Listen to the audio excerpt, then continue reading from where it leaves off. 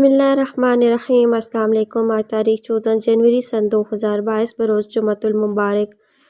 آج کے خبر نامے کے ساتھ میں ہوں عائشہ۔ اگر آپ بھی دنیا کے حالات و واقعات سے باخبر رہنا چاہتے ہیں تو ویڈیو کو مکمل دیکھیے گا اور ہمارے چینل کو سبسکرائب کر دیجیے اور ساتھ میں لگے بیل آئیکن کو دبا دیں تاکہ آپ کو ہمارا نوٹیفیکیشن موصول ہو سکے۔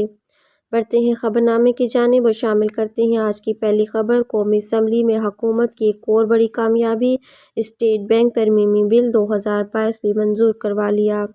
اہم بلز کی منظوری کے بعد وزیر اعظم عمران خان کی جانب سے وزیر خزانہ شوکت طرین کو اپنی نشست پر بلا کر خصوصی شاباش دی گئی۔ تفصیلات کے مطابق اسٹیٹ بینک کے حوالے سے قانون سازی سے متعلق اعتراضات اٹھانے والی اپوزیشن قومی اسمبلی اجلاس کے دوران حکومت کا راستہ روکنے میں ناکام رہی۔ حکومت قومی اسمبلی اجلاس کے دوران کثرت رائے سے اسٹیٹ بینک ترمیمی بل 2022 بھی منظور کروانے میں کامیاب ہو گئی۔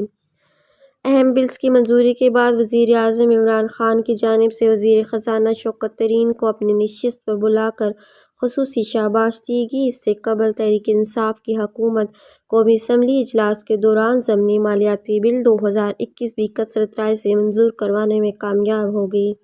اجلاس کے دوران اپوزیشن کے کئی اراکین نے شرکت ہی نہ کی۔ اپوزیشن کے 12 اور حکومت کے بھی 12 ارکان ایوان سے غیر حاضر رہے۔ حکومت کو ایوان پر 18 ارکان کی برتری حاصل رہی۔ وزیر اعظم عمران خان نے اجلاس میں خصوصی شرکت کی۔ وزیر خزانہ نے ایوان میں مالیاتی ضمنی بل 2021 کی منظوری کی تحریک پیش کی۔ مالیاتی ضمنی بل 2021 کے لیے اپوزیشن کی جانب سے پیش کی گئی تمام ترامیم مسترد ہو گئی۔ وزیر خزانہ شوکت طرین کی جانب سے پیش کیے گئے منی بجٹ میں بعض ترامیم کی ایوان میں شک وار منظوری دی گئی۔ منی بجٹ میں بچوں کے فارمولہ دودھ پر جی ایس ٹی میں رعایت کر دی گئی، جس کے تحت 500 روپے مالیت کے 200 گرام کے دودھ کے ڈبے پر جی ایس ٹی نہیں ہوگی۔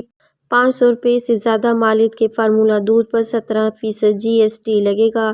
چھوٹی دکانوں پر بریڈ، نان، چپاتی، شیرمال، بن، رس پر ٹیکس لاگو نہیں ہوگا۔ کھانے پینے کی اشیاء پر ٹیکس چھوٹ برقرار رہے گی۔ لال مرچ، آیوڈین ملے نمک پر سیلز ٹیکس ختم کر دیا گیا۔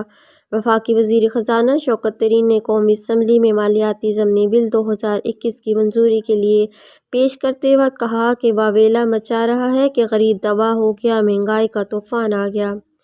443 بلین میں سے 280 بلین ریفنڈ ہو جائیں گے، پھر کس چیز کا طوفان ہے؟ بل میں مزید ٹیکس نہیں لگایا جا رہا۔ ٹیکس نہیں بلکہ معیشت کی ڈاکومنٹیشن ہے۔ ڈاکومنٹیشن سے بھی بھاگتے ہیں۔ ضمنی بل کا مقصد معیشت کو دستاویزی شکل دینا ہے۔ لیپ ٹاپ، سولر، ڈبل روٹی، دیگر چھوٹی چیزوں پر ٹیکس نہیں لگا رہے۔ ڈاکومنٹیشن سے معلوم ہوگا کہ کس نے کتنا ٹیکس دیا۔ جب تک 18 سے 20% tax to G D P نہیں کریں گے تب تک 6 سے 8% ترقی نہیں ہو سکے گی۔